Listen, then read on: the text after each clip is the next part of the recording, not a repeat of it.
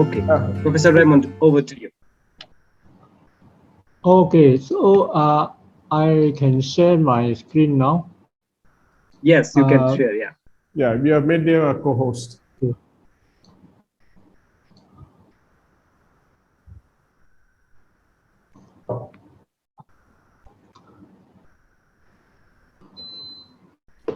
Okay, thank you, Why am I in Dr. the? Nat, for the invitation for to share some the Chi meditation with He's sharing our your international screen. student. No, you are not sharing your screen now. Yes, it's coming. A bit slow. He was sharing his screen, but his Zoom screen in particular.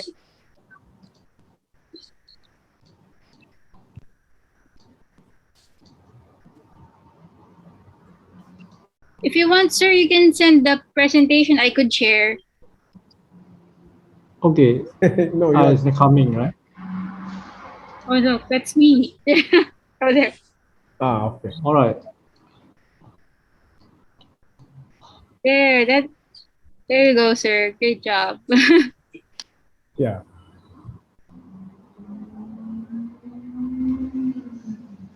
Okay, can you see the full screen? Yeah.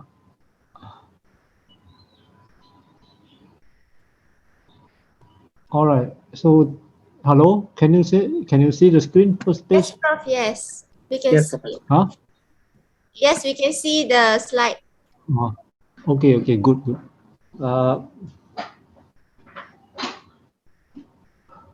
Okay. So these are some of the topics I will cover.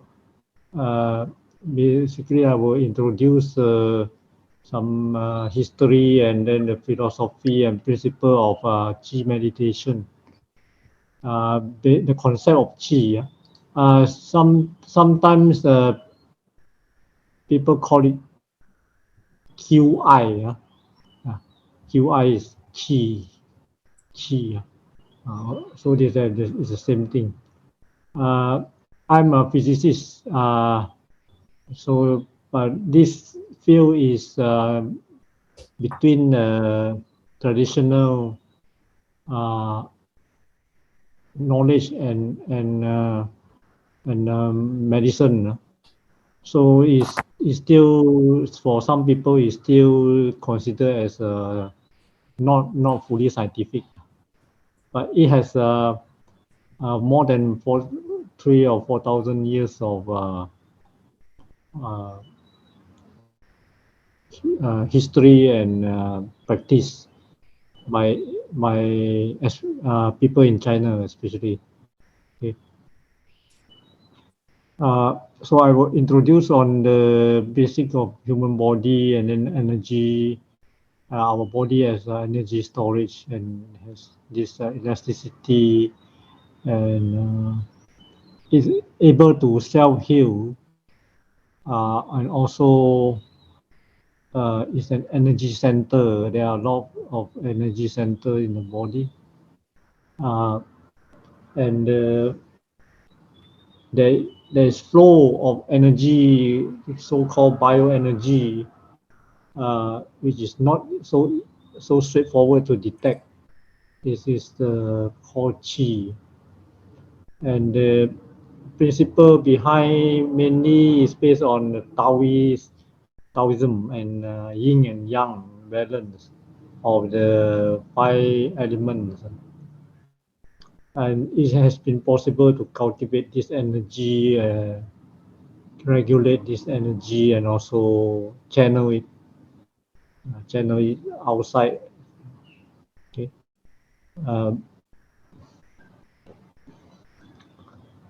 Okay. So here is a picture of a more scientific picture of the microbiology, showing all this detail of the some molecules involved in the communication between axon and the neuron in the brain.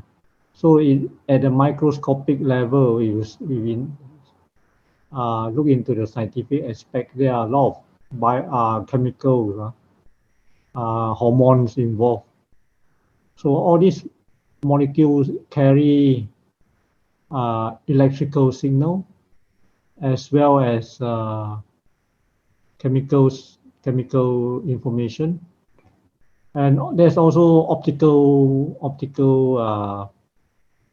signal, which is not so widely being studied and explored. So many scientists know about the chemical and the electrical properties, how it works in brain, in a neuron, because this brain is considered as a very dense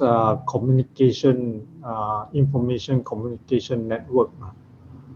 So when we want to understand the Qi, it would help to know some of these basic aspects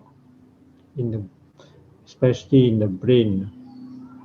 So we extend the information carrier from the brain to the whole human body. There is slightly different. The intelligence is in the main intelligence in the brain, but not all. That doesn't mean that the other parts of the body has no intelligence.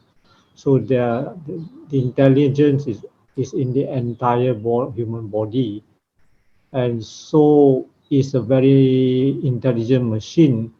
So it can carry information beside the physical quantities that we can measure by scientific instrument like chemicals, optical signal, electrical signal, magnetic signal. The Qi aspect is still very elusive. There's no conclusive agreement of what is actually Qi. And there are some photography equipment that have been developed, equipments to measure the emanation of the body, called the aura. It's like the field. You can call it as a field, but it's not really so simple as a magnetic field or electric field. The mechanism of the photography is using some ionization of charges so involved in the detection. So it's quite complex, and there's no full agreement among the scientists that this is really a reliable technique to map the human condition in the body. Okay. There are various equipment, but it shows that the properties of the condition and properties of the body extend beyond the physical skin. We extend beyond the flesh and bones. So outside there is something. So and it reflects the condition of the human body, the qi, and also the well-being of the body. Okay. So it is connected to the meridian inside here. Okay, what is meridian? Meridian is not like nerve. It's not a nerve. Okay, human body has this numbers of muscles and bones, and there are 8 major meridians, and the other 14 collateral meridians. So all these meridians are like they are carrying mainly the qi. Is close to the nerve, but it's not exactly carrying blood kind of. So this has been mapped by ancient alchemists. So they have gained mastery over the knowledge of qi in the human body. Okay. So we need to understand this ancient wisdom further using scientific tools. Okay, there's a lot of knowledge behind, and the anatomy of the human body is not fully understood from the scientific aspect. Is not complete because we obviously this meridian we need to really understand further. But it's very important. It carries this vital energy of the human body. Is the life force, is the channel for the life force. So if there's a lot of diagrams you can find, but with further details, but it's beyond the scope here. So another aspect that we need to understand that is connected to this qi is the fire element. So in the ancient times, there's no theory on atom, molecules, and all these fundamental building blocks of the universe. But they see things, interpret things and existence in a different manner in terms of fire elements. Okay, these are the fire, wood, water, metal, earth. So almost everything can be classified into this fire element.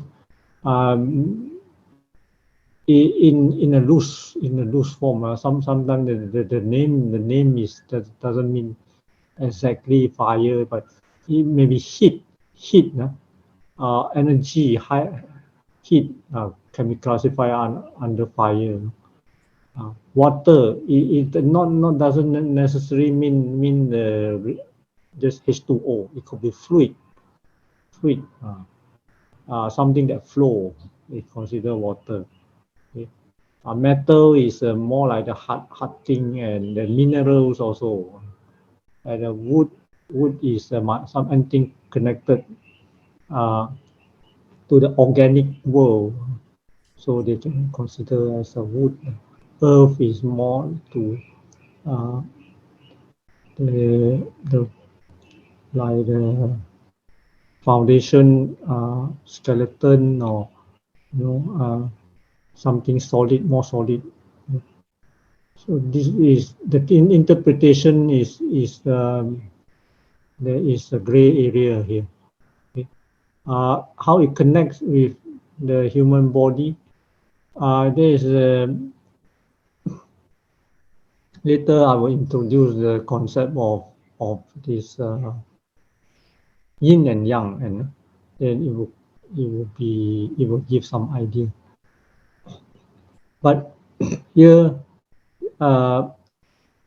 this diagram shows the emanation, the layers of emanation of the human body. There are several layers that have been claimed by some mystic people who claim that they have the ability to see the energy of the body. So they have analyzed, and they found there are several layers, and inside the human body there are chakras, at least seven chakras here, from the anus up to the crown of the head, and these are really important part of the body for the spiritual aspect. Okay? And there is not like an organ, just it's not is actually the energy centers that relate to the spiritual part and also the chi. Yeah. So it's different from organs. It has certain vibration that resonate, characteristic vibration. For example, a glass has its resonant frequency. If you put in certain frequency, it will resonate and it will break. This is a resonant frequency. So all these chakras, they are like resonant centers. You put the energy, energy has to flow in and in the right manner, and the right kind of energy has to flow through to regulate it so as to maintain spiritual well-being and physical well-being of the person. Okay? So the human body is beyond the material aspect. Okay? This is a more elaborate part. There is a front part and the outer part, and the back part. It extend beyond the. It's not just inside. Yeah, it extend beyond to outside. Okay. So far we have all this basic aspect of the human body, and now some history about this related to the chi. Chi is the related to the yin and yang. Yin and yang is a balance. Okay. This ancient master called Lao Tzu from China. He is considered as a sage, and he came out with a writing about the concept of Tao, which is the Tao is a nature, about nature. So in nature, according to him, the concept is everything there must be a two polarity lah. Everything must have bright and dark. For example, two polarity, high and low. So these two polarity, they balance each other. Okay, they balancing each other from this. This is a pictorial diagram to illustrate the concept, the idea. And his idea was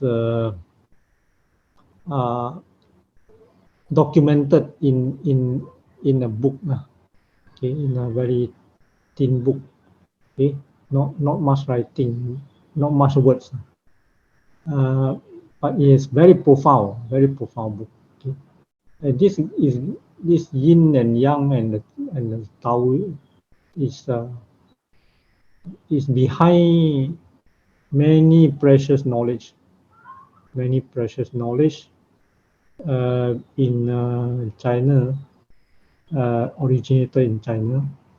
One is this I Ching is the almanac that can predict the nature of things, the general nature of things, from health to relationship to economy to many things, almost everything, every aspect of the world, how the world works, following the principle of the yin and yang. Okay, this is predicting every year we can come up with a calendar that this year is good, next year is no good, or and so on. That is based on this, the cycle of heaven, cycle of the cosmos. So they have very good understanding of the cosmos and the nature, based on this principle. Okay, and then the Chinese medicine is also based on this concept. Chinese medicine, as you know, the COVID-19 in China they have combined the modern Western medicine with the traditional Chinese medicine. That's why they were so successful in overcoming the pandemic. Beside their other factors. And then the Chinese martial art, they has been, as you can see in the film, a lot of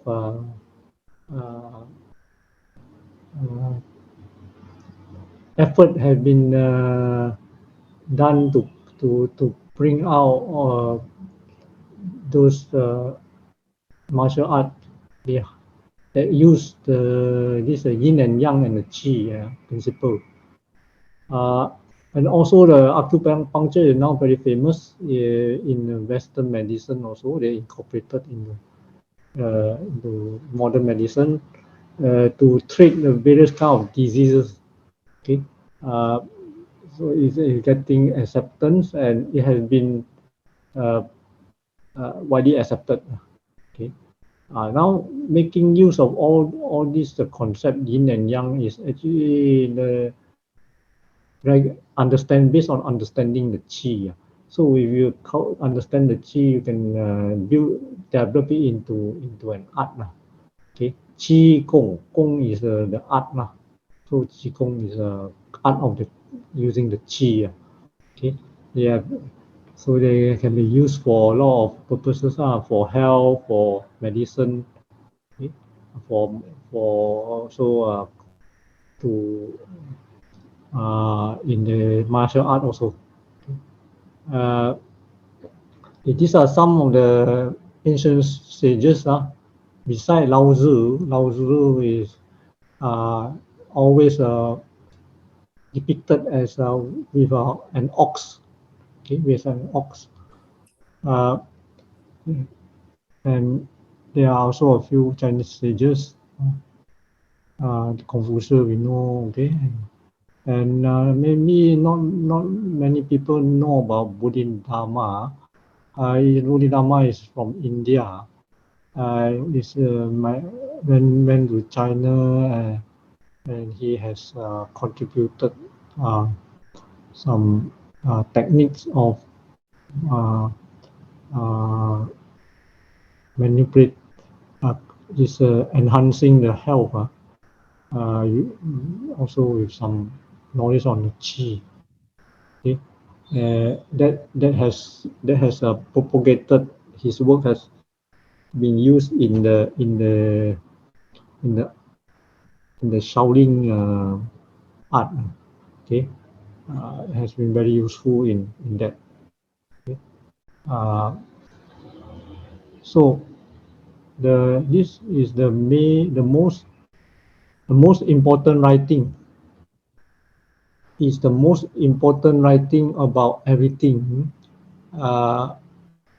If you can find this book, it is not easy to understand.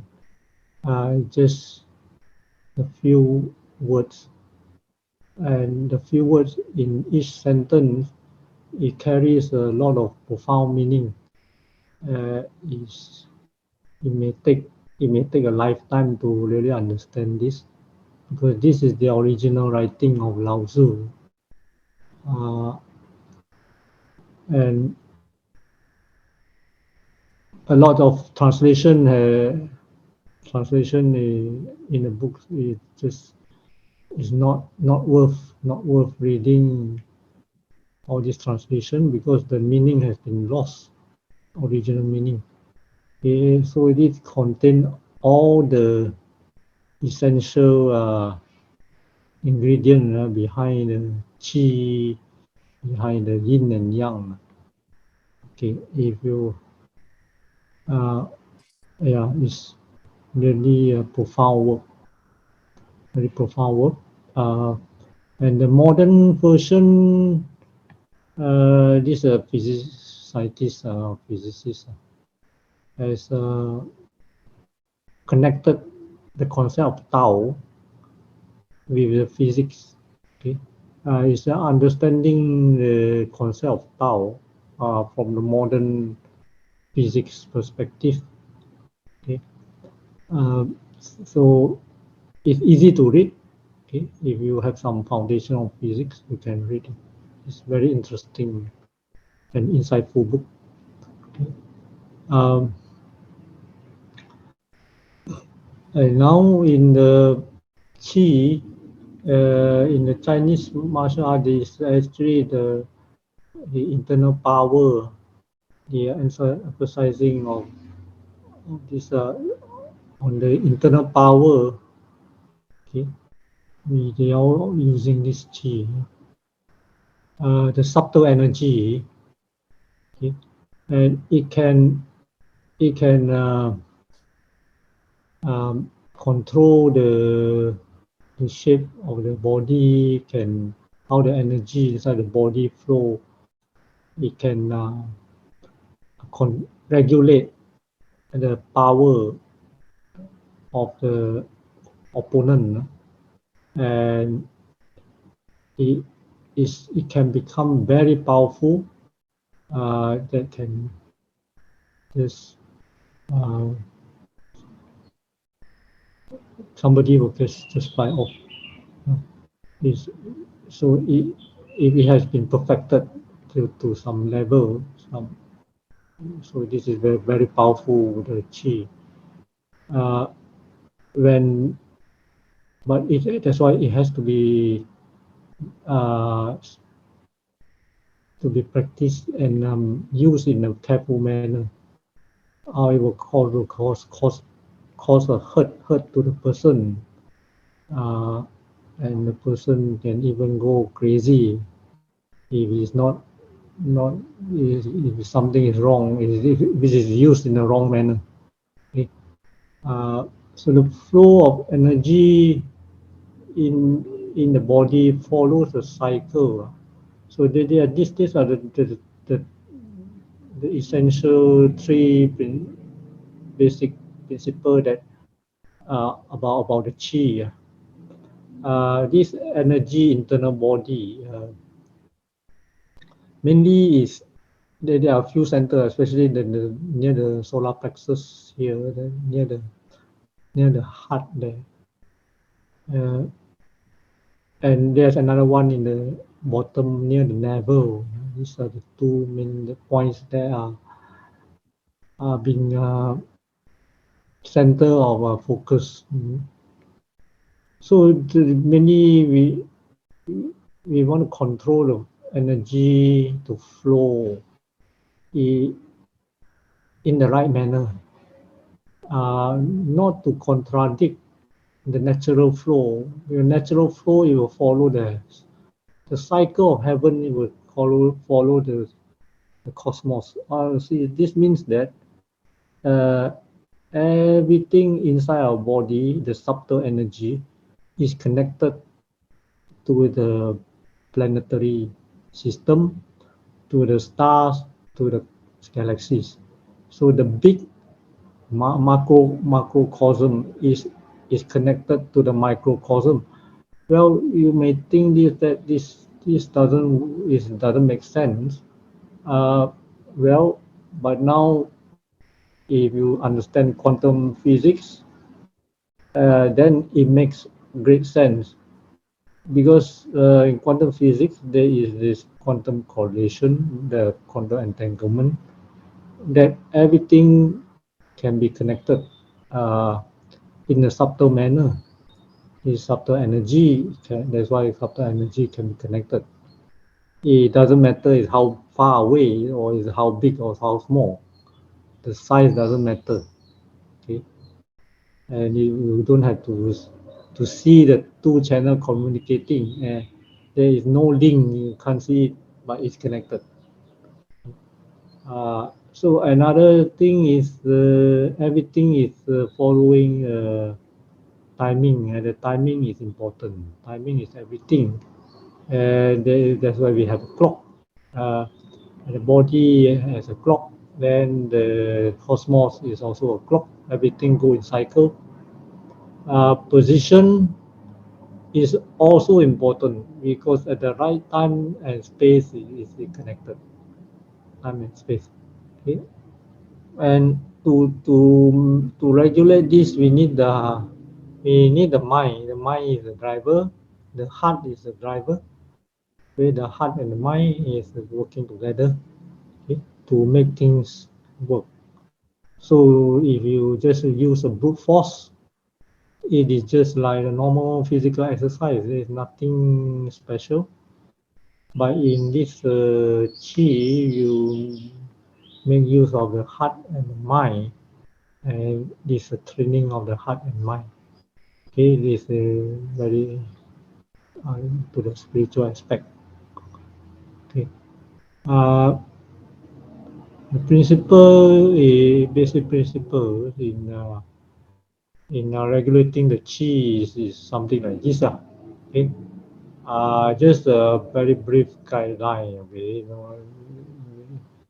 if you're not sure, it's better not to practice it in a rigorous manner. Okay, let's just get the basic first. As you can see here, there are two ways of writing here. One is in Chinese, one is in the chakra, or this in the Indian terminology, and they all agree very well. It means this concept of chakra and the meridian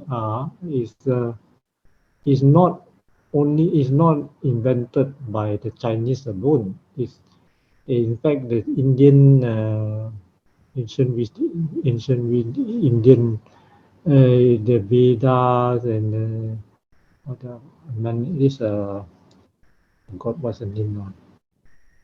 Yeah, the text ancient in Indian text also they have very profound knowledge. It's very deep knowledge, very advanced about the human body. So the Chinese and the Indian culture have really acquired this very profound knowledge about the human body. Okay? They agree with each other. Okay? So this is not a fiction. No? Okay? So these are the basic principles. Normally is to lose all the joints, all the connection. See, our human body has so many channels. All the nerve, all this meridian, all this need to be loosened, so that the energy can flow. Before you practice, you should make everything loose, so there is no blockage, okay?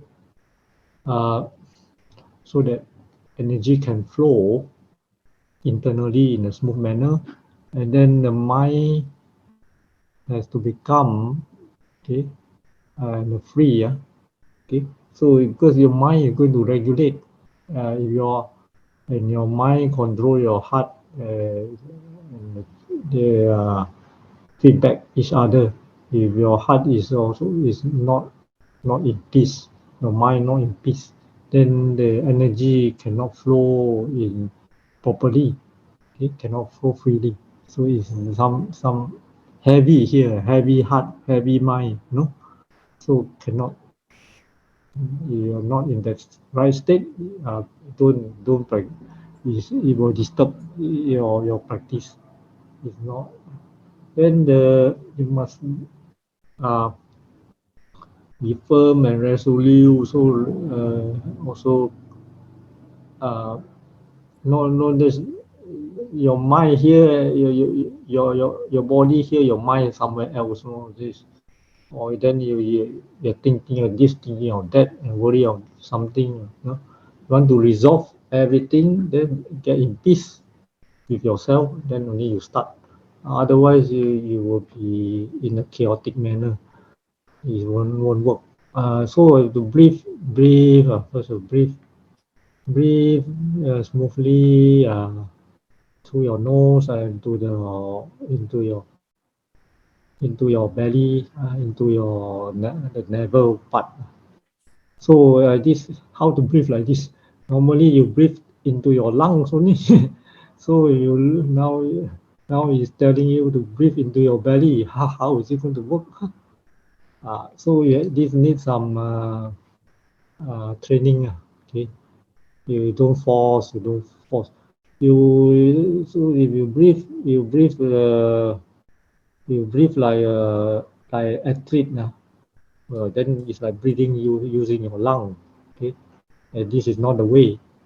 Okay, you have to breathe like a baby. You see the baby, you breathe using his stomach, his belly. So that is the way. Okay. Then you don't force it, you just slowly breathe in naturally. So the right breathing is very important. It seems simple, but it has been many people have not used to it.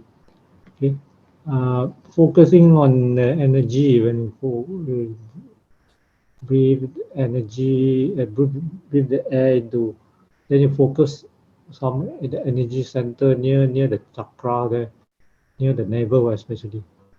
Okay, slowly imagine the energy build up. Then in uh, in in a guide they will tell you in something like this. Million of stream converge into one source, something like this. So you can imagine it's like this. Okay, it will go to the source is below the navel, and then exhale. Exhale.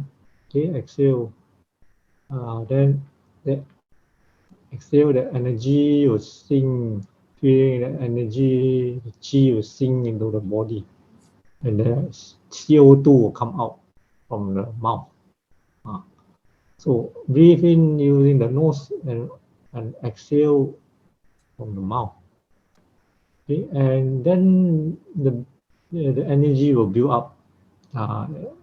Every day practice, the energy will build up naturally, and there will be well-being. Okay, so use the mind, the heart to imagine the energy flow, and then you go through the meridian, okay, and the chakra.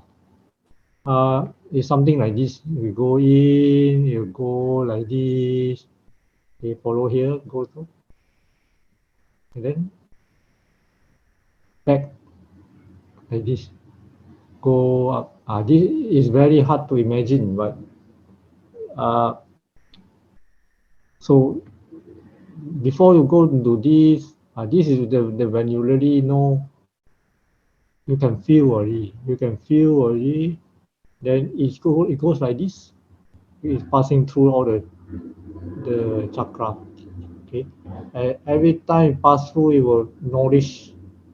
It will remove all the blockages. Okay.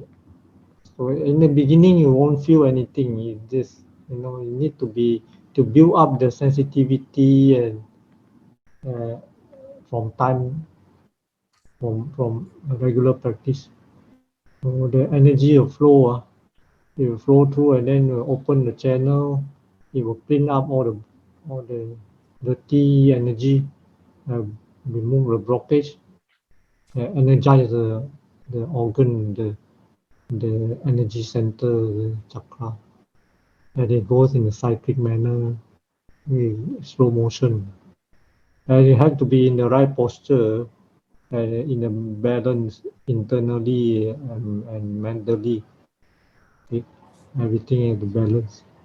So to sit in the right manner. You don't sit in the right manner, you won't, the things will not flow in properly. Okay. Okay.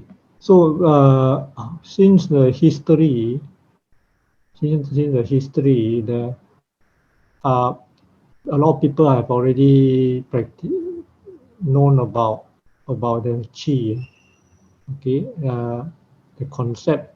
Once you understand the Tao, the yin and yang, the human anatomy, a lot of people already know a lot of techniques already have been developed, a lot of techniques. And sometime during the dynasty of Chinese dynasty, this guy Zhang Shangfeng, who was this monk at that time, and then Shaolin monk, and he developed a technique, technique of movement, exercise. This is called Tai Chi. It's called Tai Chi. Is a slow movement, as you can see all this slow movement. A lot of people practicing this. Old and young people also practice this. Okay, so it's a kind of meditation. It's a kind of meditation and exercise. Okay, because if you do it properly, it's a meditation of the mind, and also it's an exercise of the human body. Okay, because the mind and the body work together in unison. Okay? The Chinese has, even until today, the government is encouraging and promoting this exercise. Okay? Because they recognize that this is very beneficial. It's the flow, continuously flow without using physical exertion. Okay? Continuous flow in an elegant manner. The whole it involves all the motion of all parts of the body. All parts of the body are set into motion in a slow manner, and at the same time, internally the chi is flowing. If you do it properly, then the chi in the body will flow in a graceful manner. It will remove all the blockages and will bring good health. There are several techniques that have been developed by various people. Actually, there is no single best technique.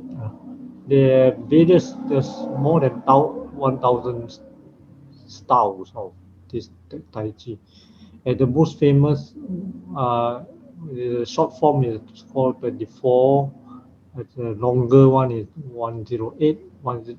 It means the number of steps. They classify as 24 steps. It's shorter. 108 is the longer.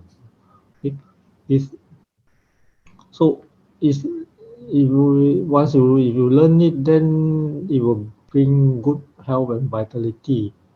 But it's not easy to remember all this. If you remember it by heart, maybe it will be difficult. But if you just do it naturally, you will pick it up. So it's like just like learning something in a spontaneous manner, not learning by heart, step by step. It will be hard. Because everything is a whole piece, is a continuous flow. Okay?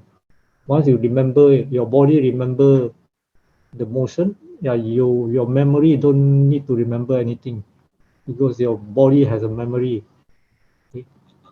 Physical memory.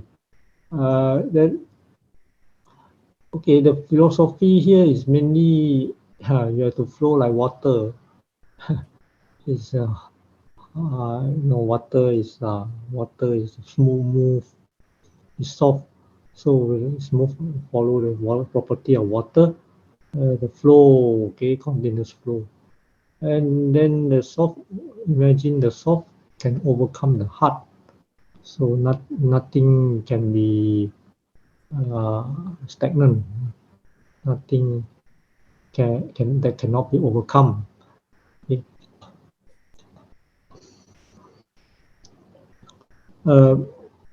So besides Tai Chi, there are also many exercise techniques that depict the animal postures like monkeys, cranes, tigers, and deers. These have been developed into exercises, something like this. Okay, they stretch the body and make a posture of these animals. Okay, well, there is some wisdom behind this. Because all these natural animals, they have lived in the wild and they have their movement follow the instinct of survival. Okay? And those movements that that they adopt may be useful for our human body, because we have some similarities with some properties that we have. We are connected. We have some trait of the monkeys, we have some trait of the tiger, we have some trait of but our motion is always restricted to certain posture. If we adopt their posture, then we can benefit. Some part of the body will be regulated.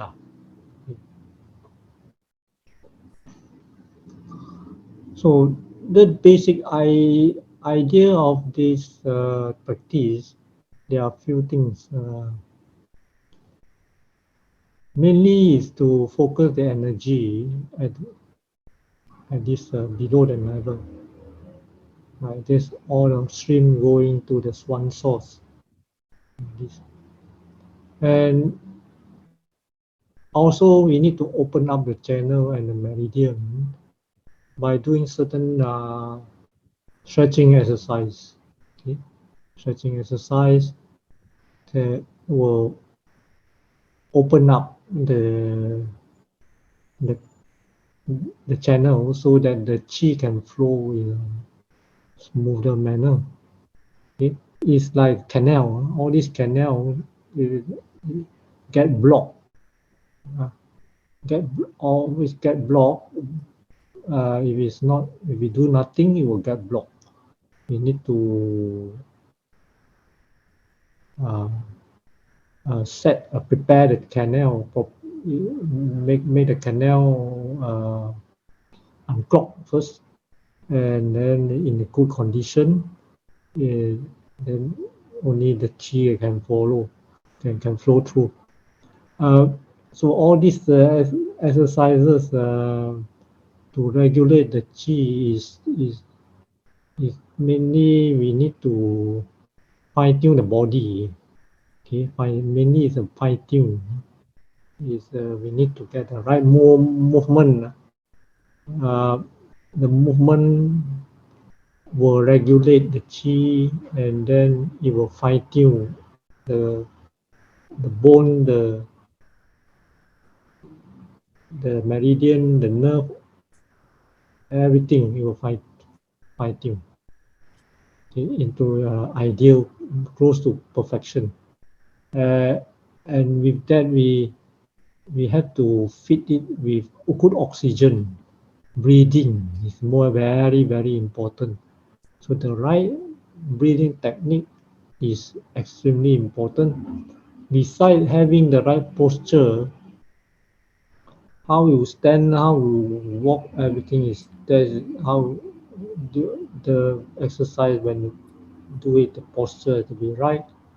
Then the mind and the body have to be synced. So all this eventually, you every day do a bit, then it will improve.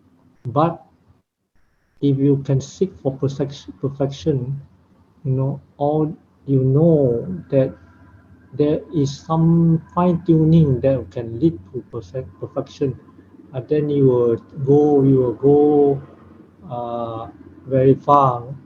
You can go very far. They can achieve perfect health. There is no sickness.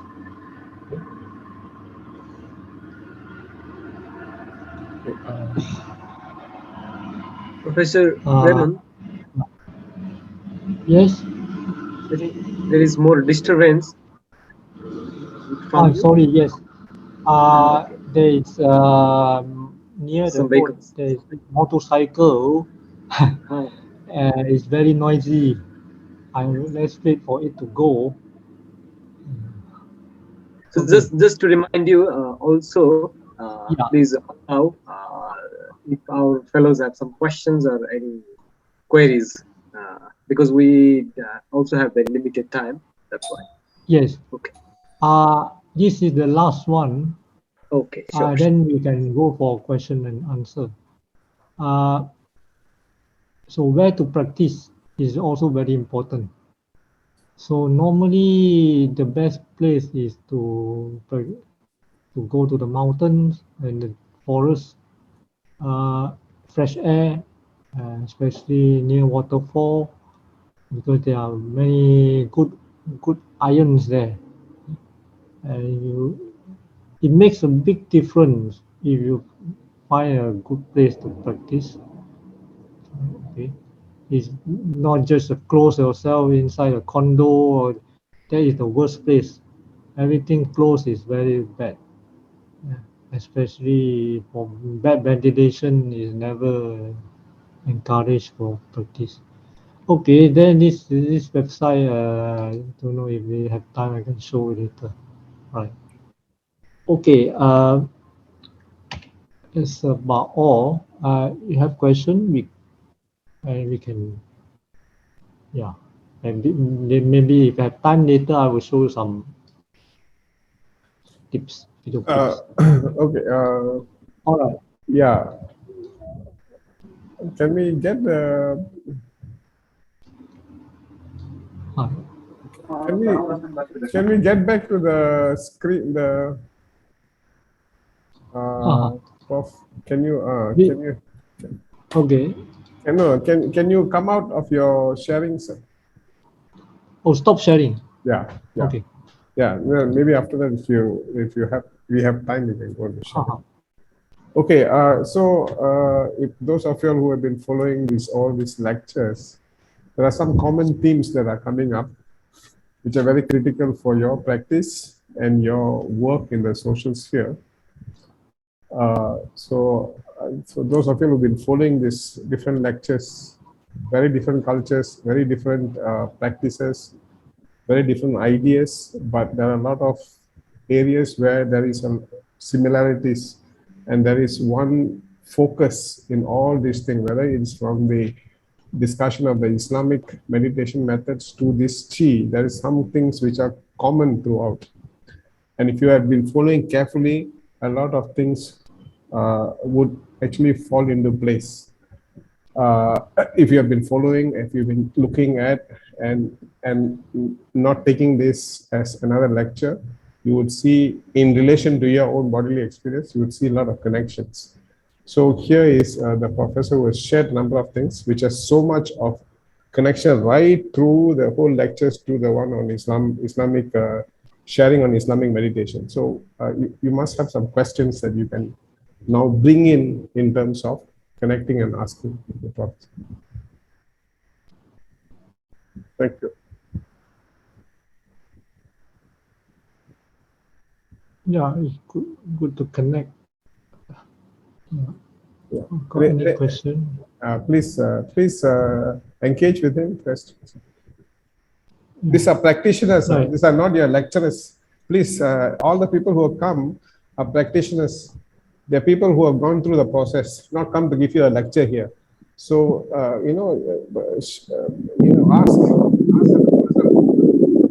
understand.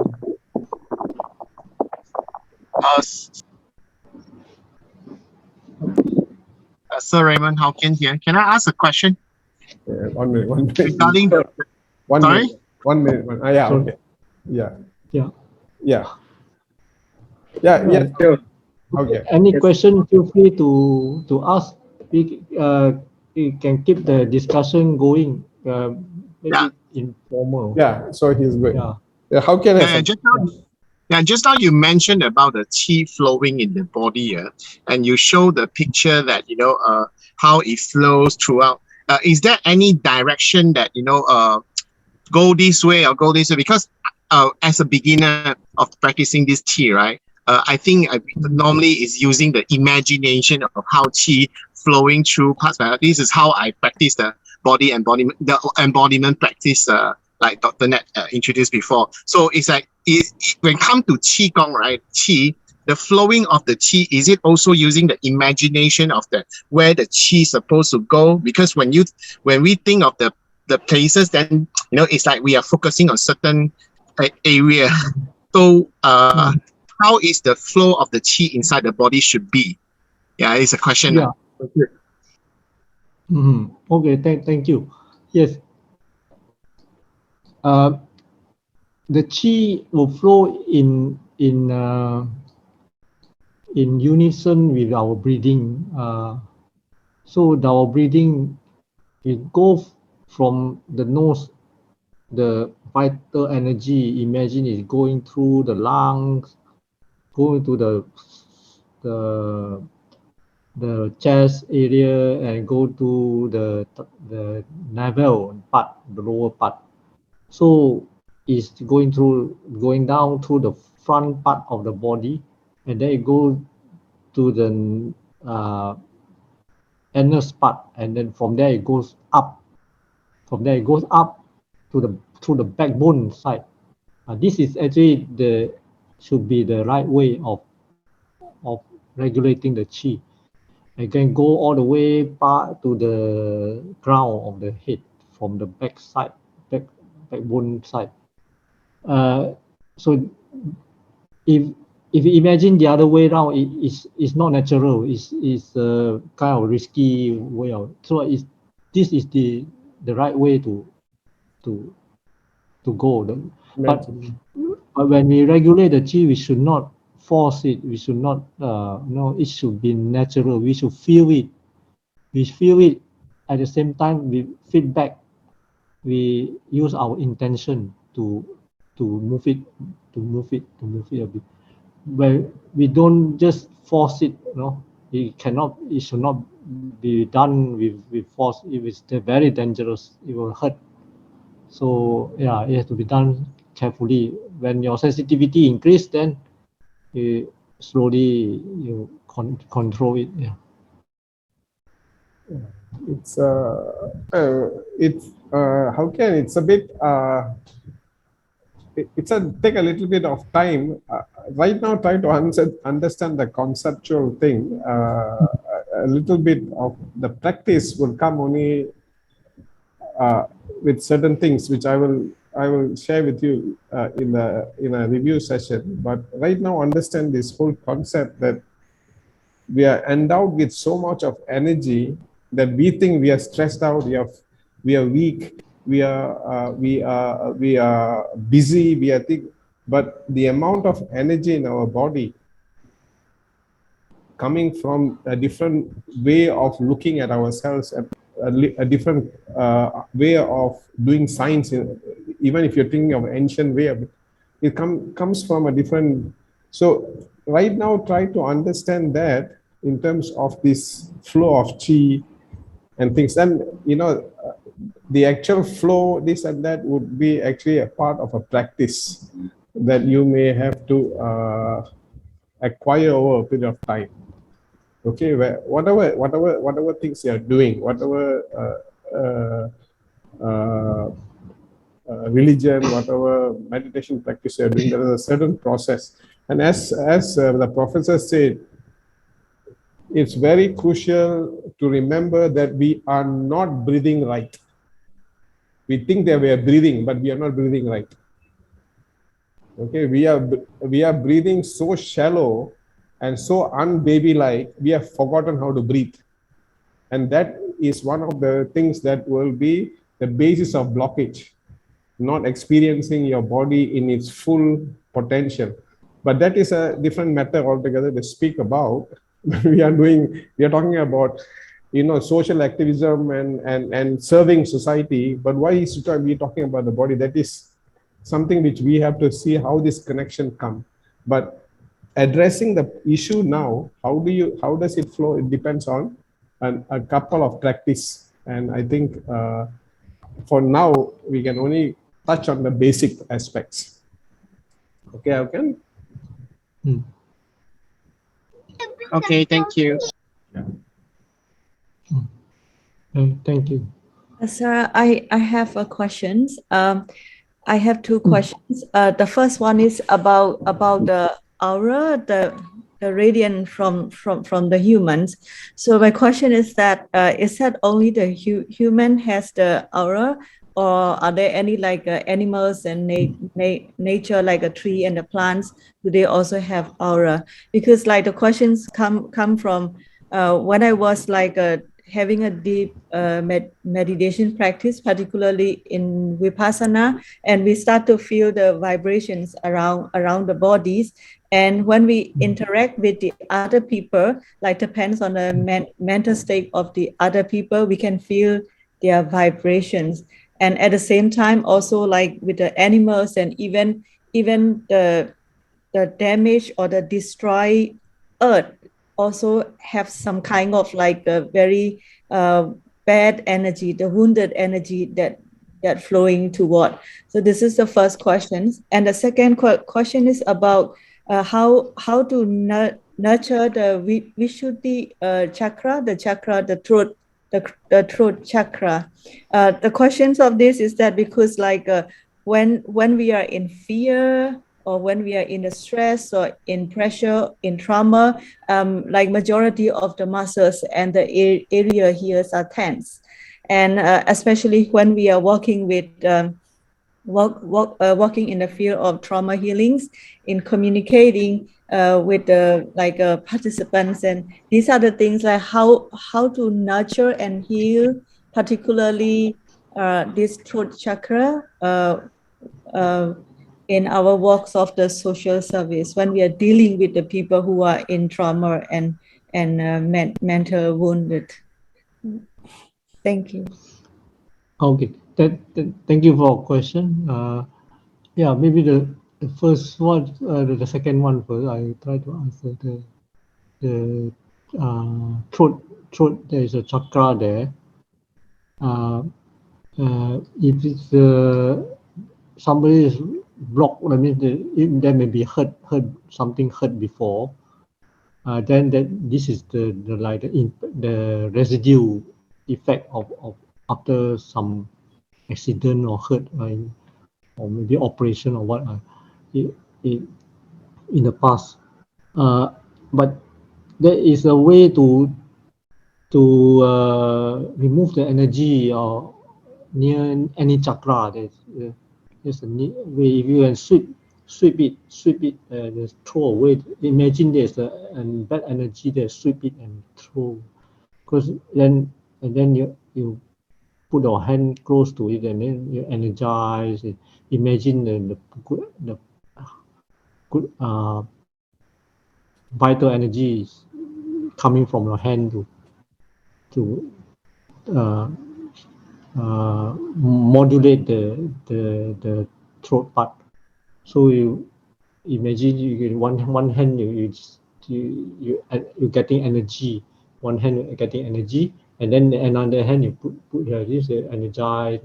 You may you do it, try for a while.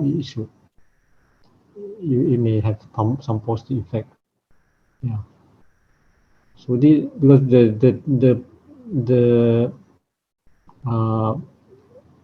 emanation, if you can control the emanation of the outside of the energy, then it will have the positive impact on the chakra. Yeah. This is one possibility. And regarding your first question, actually all living beings, they have their aura, they have their bioenergy, the aura. But for non-living beings, like this water and river and soil, all this, the aura is, there's some energy field there also, but this is not by, there's no living, it's less strong, but there is still there. If the energy is disturbed, then if you're somebody is sensitive to it, it can still sense that, oh, so this area has the energy is no good, it's negative energy or dirty energy, so it's not compatible with your internal energy, your own bioenergy, then you don't feel good to be there. So if you're sensitive enough, you can sense it is there. So the energy is there, whether it's living or it's non-living, but just that the living one is more stronger, and it has a more relationship with us. Yeah. You can Google something called Kirlian photography. Kirlian, Kirlian photography. That will give you some way in which this aura has been photographed to show that it is real. You know, this chi is not some mystic talking some fancy language. It is real. So you just Google this Kirlian photograph, and then of course about the energies and all the things are something which you'll have to read. Experience. Yeah. Thank you. Yeah, this is good. Anybody else who want to have some questions? Yeah, there's a Russian who developed the technology. I forgot his name, but Kirlian photography. Yeah. Yeah. Yes. Ray. Yes. Prof. Raymond, I'd just like to ask apologies. This is so new to me. The chakra, what is the purpose of that specifically? And can we also train each other to see the kinds of the aura? Is it trainable, or is it more of a innate thing? There is some technique that can train us to see somebody's aura, but it requires some practice. There's some technique. If you're sensitive, then you can catch up faster. Yeah. The purpose of the chakra is there in our human body. There are at least 7 or more in the human body, from the our torso, or from the bottom part all the way to the ground part is not the organ energy. Is like the energy field part is a focus, the center of the energy center of our bioenergy, our chi, connected to the chi. So all these chakras, they are connected to our health. If the chakra is blocked, then if you can see, then the color would not be healthy. It's like a darkish kind of or very small chakra. If your chakra is healthy, then it will be fully blown like a flower or with proper color. You know, each chakra has its own color, its own vibration, and it's very dependent on our vitality, our internal health. And it will show sign before. It will show if we're going to get sick. It will show sign before we get the physical symptom, like cancer. It can things like this. Before we get it, the sign may already appear in the aura, in or around the chakras. So this is very important part of our body, the chakras. Yeah, Can I? I think. Sige. Yeah, just to add, just keep your mind open also to the fact that, you know, we come from this very Western centric scientific perception of the world, the human body, and the way we study physiology and anatomy in the medical sciences. Those are knowledge systems that have come with the growth of certain kind of society. But there is an ancient way of looking, another way of looking at the body.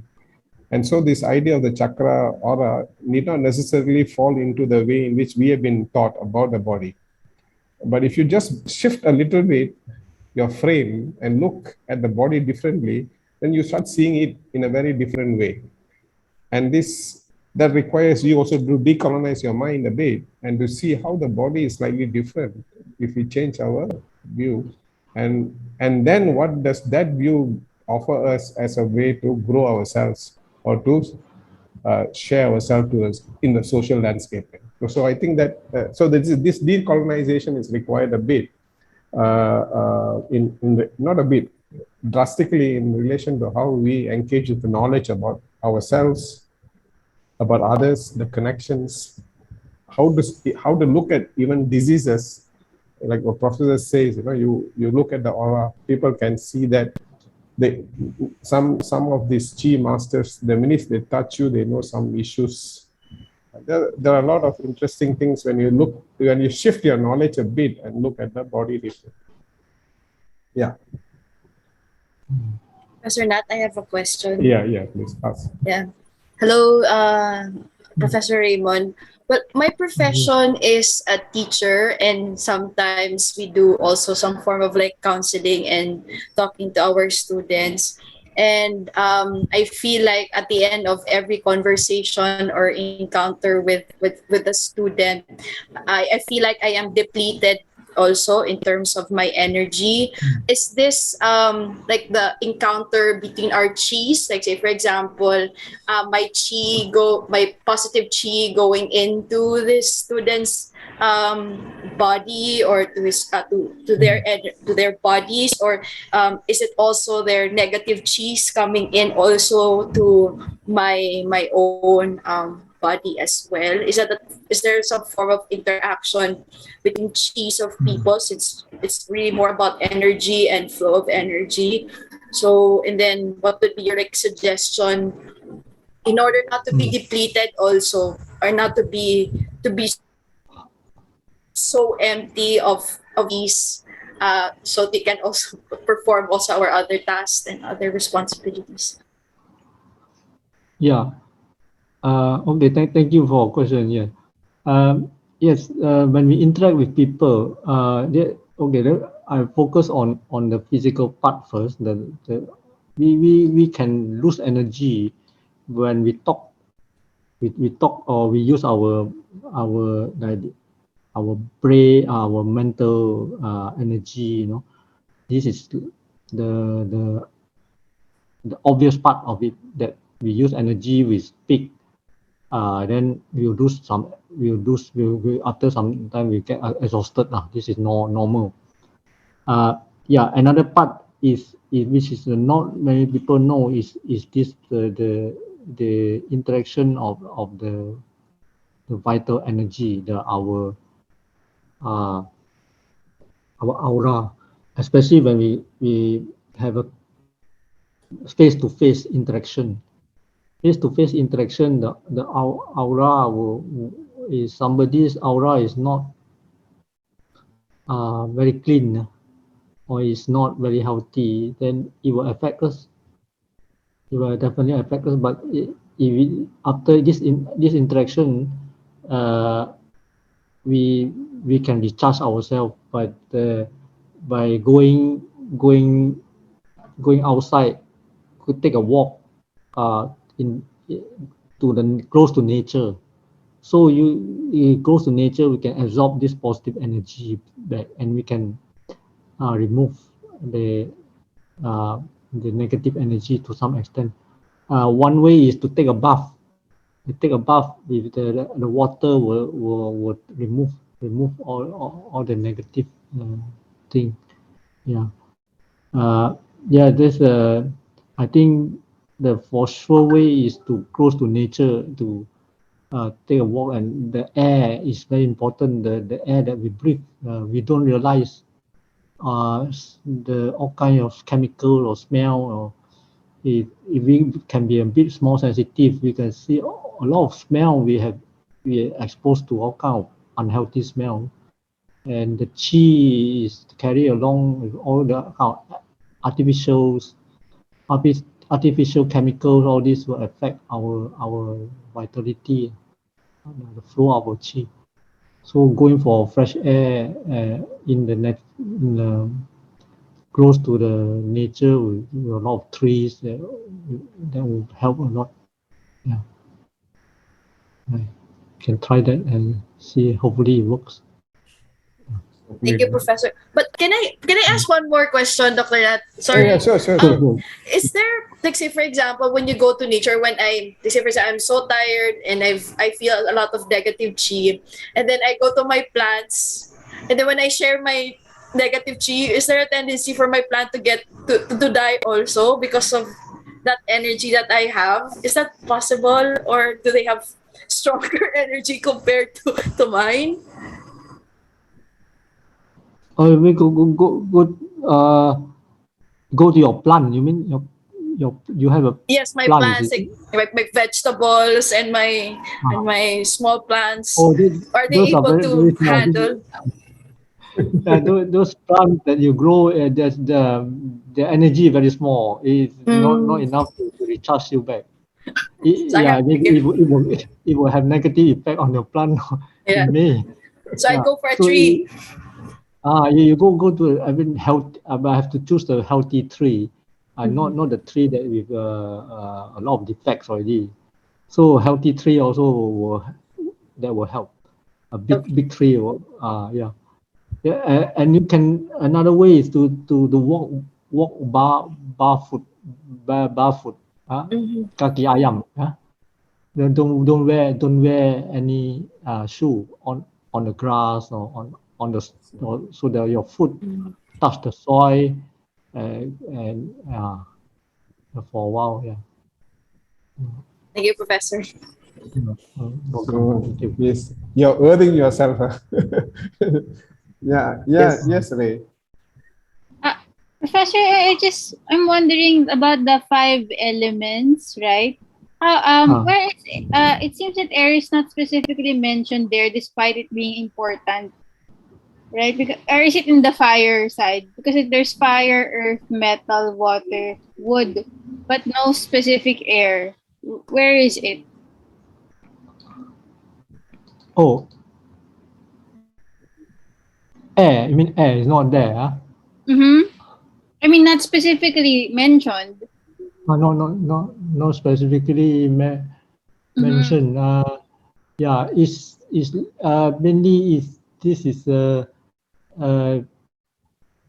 used as an analogy in our most of our internal system. It's in analogy to our body system. So inside the body, mainly these are the kind of more solid phase. So the air is not considered here. Yeah. But some culture, I think they have another element. They also have air inside. Yeah. They consider air and space. But yeah. Air is very important. Like in the it carries all this the energy. Yeah. Yeah. Okay. So then, Professor, air is more of like the glue, like the connector, something like that. Yeah, it's like a reservoir. Air could be like considered as one of the reservoir that is the outside the the human body.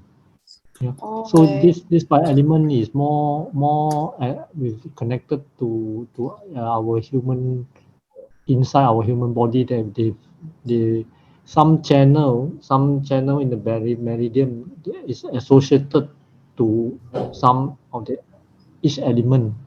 Yeah, and Ray, there is another classification where air will be found. I mean, so this classification professor has shared as no air mentioned, but another classification air is an important part. So you know, just the way in which it's presented. Okay. Thank you. Yeah.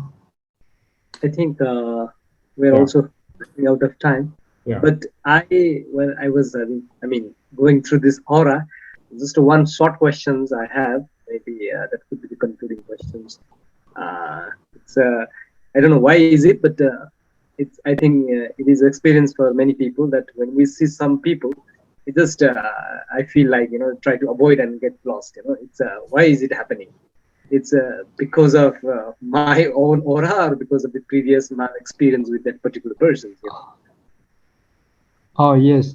Sometimes we tend to avoid certain people, and sometimes we tend to attract to certain people. Is like we use our we don't. This is not based on thinking or intellect. It's just like based on our gut feeling, right? So if we are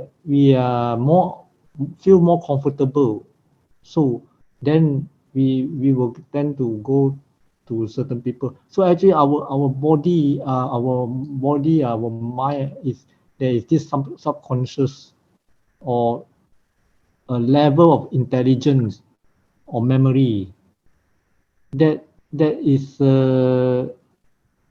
beyond thinking. It's kind of spontaneous thing. It's beyond thinking.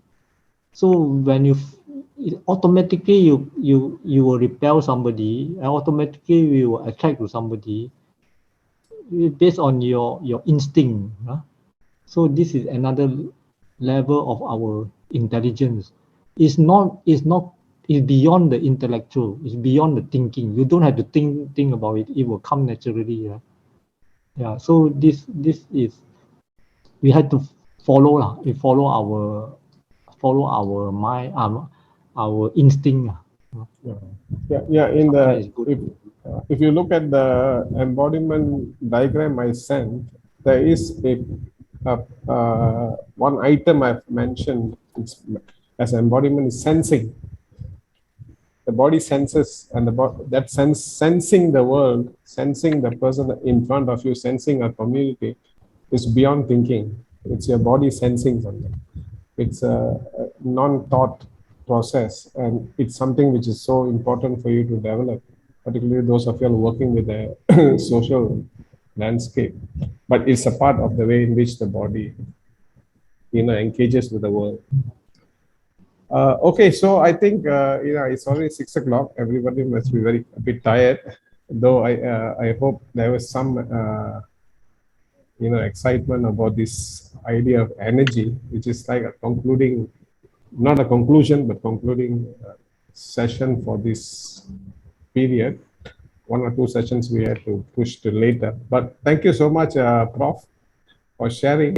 Thank you very much. Yeah, and introducing these fellows to this idea of chi and energy, which has come to us in many ways, but you have brought some sort of concluding observations to the powers of the body.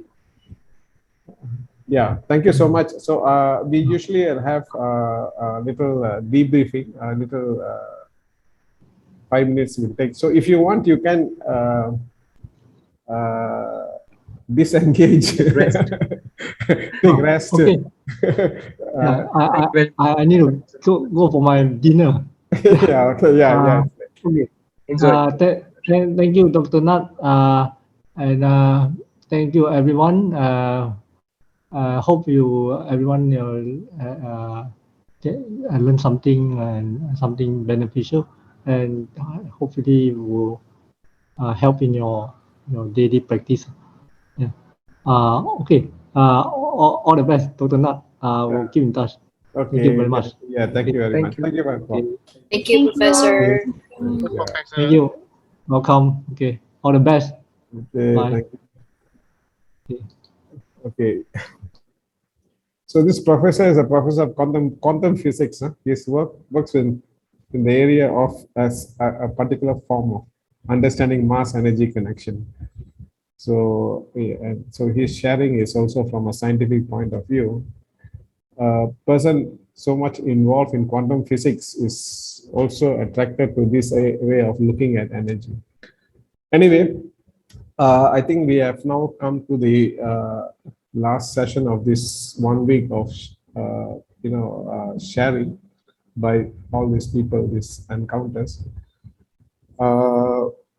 We will be moving to April, and April is going to be a bit of time of digestion and reviews and things like that.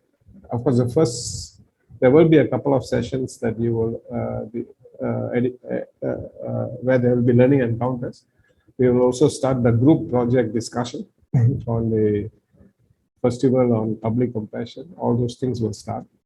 So I think this Friday, I would like all of you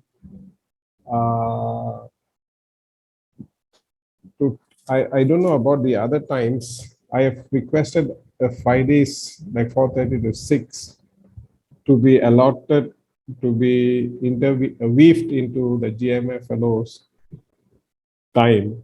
So if you can, if you want, you can meet, but I would like you to start looking back at the last 2 months engagement encounters, so that's the first Friday. So April.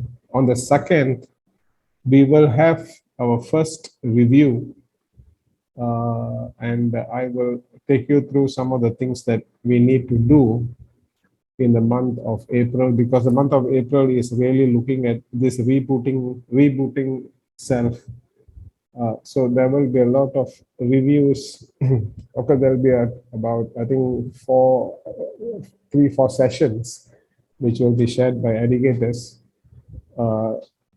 from different places. So I'm just getting the confirmation.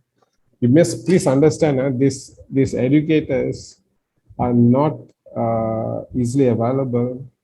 They are coming and sharing their life with you from very far away places, from very difficult situations, completely not charging me anything. They will, yesterday, the person who came, he trains celebrities, and his 1 hour is really costly, but he came to share his life with you. So just keep in mind, that is the way. This professor is a very busy man, very difficult to get him. So when people have been called here, they have found time to be with you. So I hope you will find time to be with them, because they are coming to share their life with you, not a lecture on things. What they have learned, what they have found, or they have acquired, they want to share with you. And I think this is an opportunity to learn from people. Largely, those are the kind of people I have been calling people who will come and share their life with you.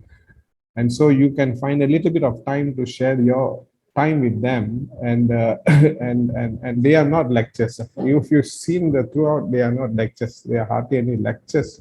Maybe there's one or two lectures, people who couldn't still get out of their lecturing mode. Otherwise, they are sharing their life. So this professor, while being a quantum physicist, he is fully into chi practice, and so he's sharing from his experience. So you have to go back, look back into those lectures, the sharings, the connections. So the whole of April, a large part of April, we're going to show this. We're going to, and remember, this first 3 months is about rebooting self, which involves decolonizing those certain ideas that you have, even of your own religion, whatever you have acquired. I mean, I would dare challenge some of your own notions of your own religion. About the ideas from science, from social sciences that we have acquired, the positions we are holding, we are just going to ask those questions. And that is why this questioning is very important. If you have had listened carefully from the lectures of all the religious and the meditation method, question was one of the key things to start, and the key thing to go down to before you can even think of a change. You look at any of these things, there were questions. The questions were very critical. So you have to follow that logic of how our teachers, religious teachers, spiritual teachers actually reached out to their own this thing to serve, not only them, their only community, to serve humanity as such. So please go explore, look back into your notes. That most of the videos are up. Look at the videos, look at some of the resources I've shared, and prepare yourself. So Friday, if you can't do, you're busy with everything else, so Friday 4:30 to 6 o'clock, this self-supervised, you do your own 1 hour of looking at your notes for GMF.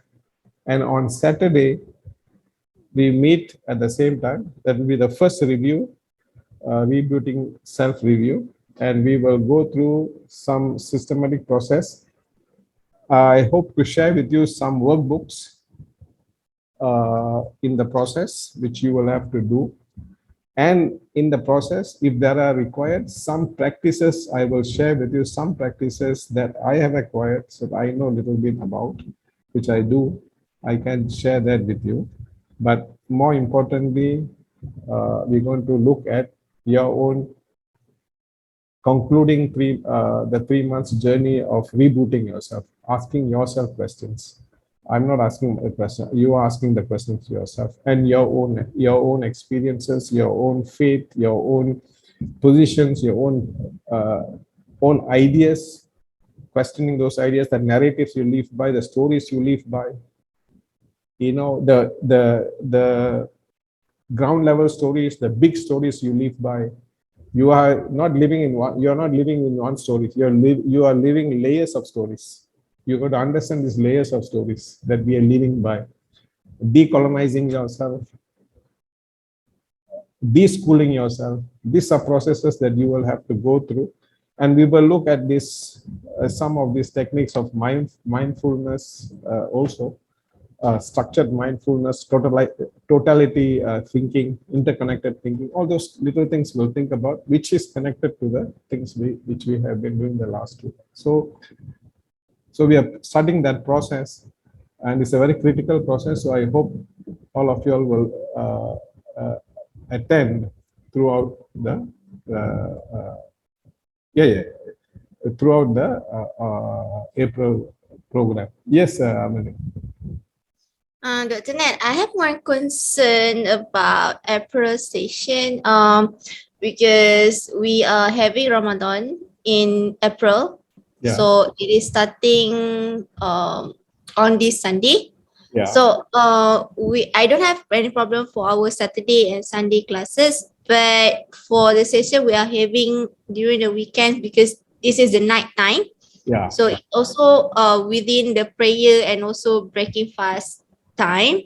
So I would ask if we could adjust the time to be 2 hours earlier or 1 hour later, or I will have to take the break. I mean, around 30 minutes. So for eating and also prayer. Yes, yes. Anybody? It's your team member, your friend. Do you have any suggestion to her?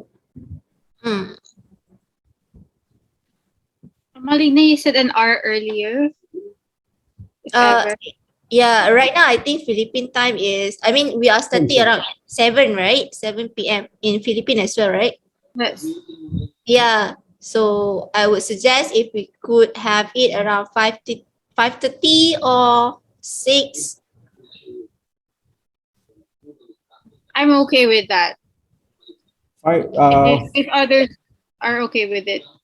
5:30 to 7. Yeah. Which is about 5:30 means about 8 o'clock to 8 o'clock to 5:30 Malaysia time. Yeah, 5:30 Malaysia time. 5:30 Malaysia time. Yeah. So it could be earlier in your time, I think. Yeah. 5:30 Malaysia time is 3 hours. But Marni is teaching, you know. She will have. I have classes Philippine time from 2 o'clock up to 5. But if we're starting at 5:30 on our time, I could join. It's just with the classes in the afternoon. Huh? I'll be traveling back from office at that hour. I mean, I'm okay that, you know, to just driving and listening, but just that, you know, when communicating, maybe I can use I can talk lah. Yeah, as long as you make all arrangements to talk, some break here that I think we cannot avoid and cannot have a perfect situation, we'll adjust. Okay, the other thing you said 30 minutes, you will take a 30 minutes break. What if we are starting at 4:30, which is 7 to 8:30, and you say you will take a half an hour break, means what? Yeah. So is always, I mean, it's usually between the 30 minutes after. That right 7:30 now. to 8, right? Something like that, right? 7:30 to 8? Yeah, 7:30 to 8 Malaysia time. So that is the time you will take a break, right? Yeah. Is that I think because the most of those days will be also be a lot of exchanges between ourselves, because this April month has a lot of review and rebooting processes. So lectures not too many. First week we have one from the UK and one from Australia. So I think that we need you to be there if possible. That is on the weekend. Only thing on is the POSA month starting by the 5th? I think 3rd. Oh, 3rd is already, or you're already starting? Sunday, yeah. Okay, we have a session from an Australian Australian academic and also a practitioner on the 5th, and he will be the British teacher from on the 5th, but he will give a session from it's the same 4:30 to 4:30. So I think you will have to, if others cannot find the balance or difficult because of you just take a half an hour off, and then we'll see what to do with it. Let's start it off like that, and then we'll see how it goes. Yeah.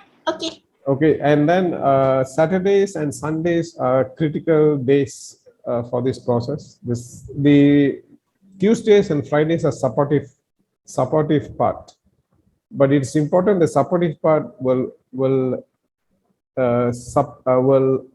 help in the Saturday, Sundays. Otherwise, you know, it's you come unclear about certain things. So okay, so that is the first thing. Okay, so we'll flow with the way and see what happens.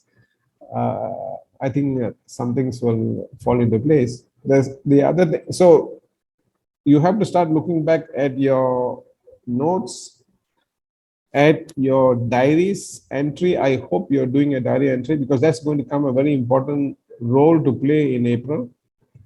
I hope you're doing it, and the questions that I have been encouraging you to ask yourself, and we have given a lot of questions already, and there's been a lot of questions sharing. So the nature of your questioning, those things we need to explore. So April is delving deeper into ourselves, into the question, who am I? And looking at these layers. So please go back to February 1st and start looking back, asking yourself the question. We will start the basic process on Saturday, but on Friday, please do a little bit of your own homework, so that when you come on Saturday, you're not blank, because a lot of things has happened.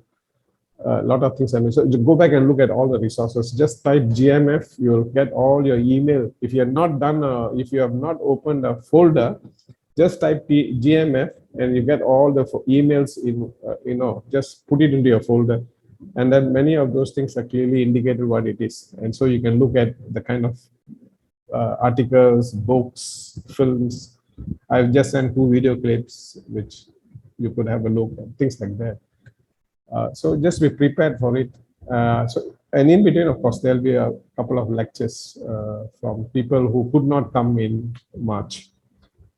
As I told you, these are people who are extremely busy and they are coming just to talk with you. So I have to make adjustment according to their availability. Okay.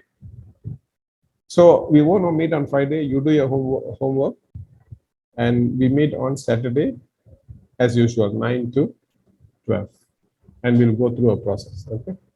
Okay. Yes, Nirma, you close off. Yeah, sure. Or also one piece of small advice: when we are having to adjust Amalina, also we can take a little bit of maybe 5 minutes break, so that the time will also reduce for us. But it's okay. So yeah. Coming Saturday, we'll have the sessions online, but I will send you all the invitations link as well. The day before, one day before the day of these sessions, of these review sessions especially. And I hope you have been also, maybe already submitted your blogs, which I have not done yet. I'll be submitting very soon. And also, I'm sure you have also recorded all your journals, especially with the notebooks. And yes, whenever you feel like to share them, you can also upload some of the critical portions in the blog as well, which needs a little bit extra work to type them in the computer. And thank you very much. We have almost completed 2 months of journeys. I hope it's really helping and exploring self. I'm also having lots of questions and not really easy to handle themselves on my own. So thank you very much, and wish all of us the best of luck, and let's continue the journey. Thank you.